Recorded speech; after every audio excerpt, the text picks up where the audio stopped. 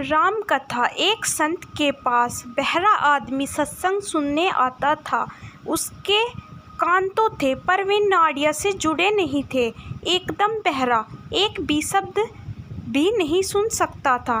किसी ने संत से कहा, बाबा जी, वे जो वृद्ध बैठे हैं वे कथा सुनते सुनते हंसते तो हैं, पर वे बहरे हैं। बहरे मुख्यतः दो बार हंसते हैं। एक तो कथा सुनते सुनते जब हंसते हैं और तब दूसरा अनुमान करके बात समझते हैं, तब अकेले हंसते हैं। बाबा जी ने कहा, जब बहरा है तो कथा सुनने क्यों आता है? रोज़ एकदम समय पर आप पहुंच जाता है। चालू कथा से उठकर चला जाए ऐसा कभी नहीं है, घंटों बैठा रहता है। बाबा जी सोचने लगे, बहरा होगा तो कथा सुनता नहीं होगा, और कथा नहीं सुनता होगा तो रस नहीं आता होगा, रस नहीं आता होगा तो यहाँ बैठना भी नहीं चाहिए, उठकर चले जाना चाहिए। यह जाता भी नहीं है। बाबा जी ने उस वृद्ध को बुलाया और उसके कान के पास ऊंची आवाज़ में कहा, कथा सुनाई पड़ती है। उसने कहा, क्या बोले महाराज? बाबा जी ने आवाज़ और ऊंची करके पूछा, मैं जो कहता हूँ क्या वह सुनाई पड़ता है? उसने कहा, क्या बोले महाराज? बाबा जी समझ गए कि वह नितांत बहरा है। बाबा जी ने सेवक से कागज़ कलम मंगाया और लिखकर पूछा।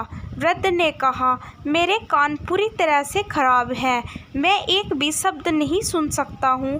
कागज़ कलम से प्रश्नोत्तर शुरू हो गया। फिर तुम सत्संग में क्यों आते हो? बाबा जी, सुन तो नहीं सकता हूँ, लेकिन यह तो समझता हूँ कि ईश्वर प्राप्त महापुरुष जब बोलते हैं तो पहले परमात्मा में डुबकी मारते हैं।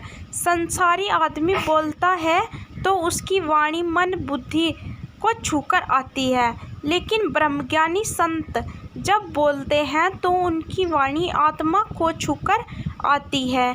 मैं आपकी अमृतवाणी तो नहीं सुन पाता हूँ, पर उसके आंदोलन मेरे शरीर को स्पर्श करते हैं। दूसरी बात, आपकी अमृतवाणी सुनने के लिए जो पुण्यात्मा लोग आते हैं उनके बीच बैठने का पुण्य भी मुझे प्राप्त होता है। बाबा जी ने देखा कि यह तो ऊंची समझ के धनी है। उन्होंने कहा, 2 बार हंसना आपको अधिकार है, किंतु मैं यह जानना चाहता हूँ कि आप रोज़ सत्संग में समय पर पहुँच जाते हैं और आगे बैठते हैं, ऐसा क्यों? वह बोला, मैं परिवार में सबसे बड़ा हूँ।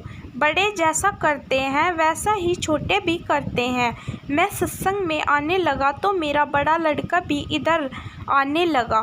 शुरुआत में कभी कभी मैं बहाना बना के उसे ले आता था। मैं उसे ले आया और वह अपनी पत्नी को यहाँ ले आया, पत्नी बच्चों को ले आई, सारा कुटुंब सत्संग में आने लगा।